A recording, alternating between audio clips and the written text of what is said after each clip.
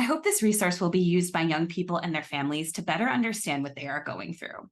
If they end up taking what they learn and sharing it with others, all the better. But at heart, I really hope it helps those young people with OCD and their families to learn more about themselves and what they are going through. The more we understand OCD, the better we are able to challenge it. I hope it'll be used mainly through schools, through parent support groups, and I think a lot of advocates will really jump on with this. I think it's such an essential tool to share around. I think it will do wonders for the community, and something that we don't really have that much of yet, especially something that's quite clearly put and not too scientific whilst being scientific. So I envision the project's website as a pioneering platform, so not just as a scientific discourse or a repository of information, but as a dynamic tool that will evolve with time, that can ensure that both current and future generations can access scientifically accurate and comprehensible resources that will hopefully counter stereotypes and misinformation, and ideally also educate the public, which then hopefully will foster sensitivity towards OCD. I really hope this toolkit makes its way outside of just the OCD community and reaches people who don't really have an existing relationship to OCD. Because I think what this toolkit communicates really well and really accessibly is that, OCD is not just something that's in someone's mind. It's not something that they just make up.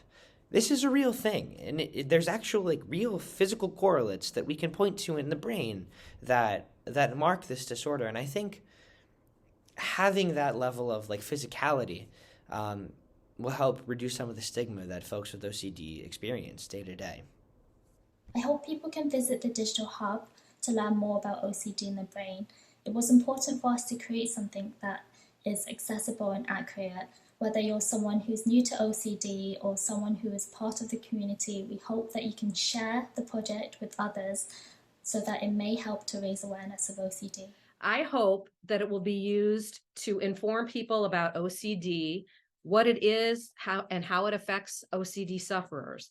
I also hope that it will be used as a jumping off point for people to explore resources about the treatment of OCD.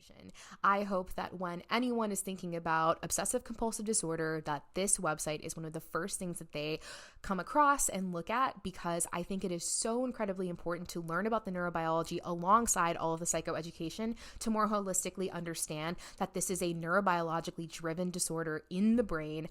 I hope that it serves as an accessible conduit and resource that is continually updated to just provide the most accurate, accessible information to people, and that people really, really learn about the condition far beyond what they've ever been taught before. I hope it will be taken up by a wide audience, from young people living with OCD to their parents, but also in treatment. So, for example, it could be used as a psychoeducation. The goal really is to make understood that OCD is not just in your mind, that it is a brain-related disorder, and that there are changes happening in the brain, and we can pin them down using scientific methods, and that we can change them by having different forms of therapy.